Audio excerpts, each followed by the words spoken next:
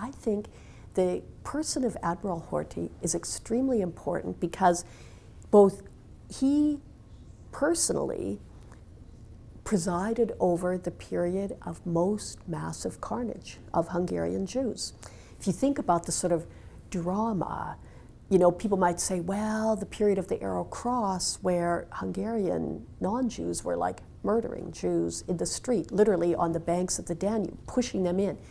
That was like such a horrible, dramatic, kind of hands-on stage of killing.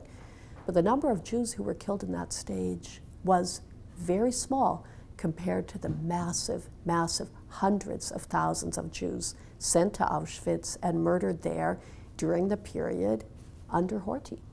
And so, you know, although Horthy himself halted the transports of Jews to Auschwitz in the summer of 1944, thinking that it would help him get a better deal, right, to negotiate a better way for Hungary to end the war, separate peace with the Soviet Union. Nonetheless, it's crucial to remember that it was not the hands-on local killing, but the period of cooperation with Eichmann's men and the transports to Auschwitz that destroyed, that annihilated the enormous Jewish population of Hungary, with the exception of the Jews in Budapest. And that's only because the Germans got pushed out before the task could be finished.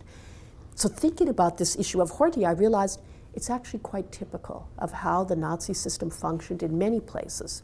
And it fits with what you asked earlier about the Wehrmacht and the SS. There's often, let's say, almost a good cop, bad cop division of labor.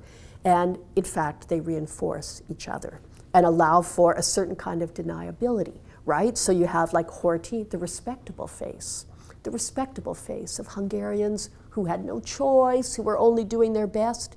But in fact, we know not only Horthy, the Hungarian gendarmes, the mayors in small towns and cities, they were absolutely essential partners with the Germans in rounding up, in stealing the property, you know, in identifying Hungarian Jews.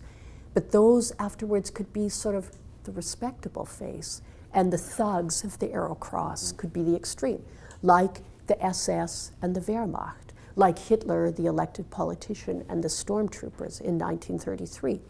And so I think having these two parts actually were essential to what made that movement so massively destructive.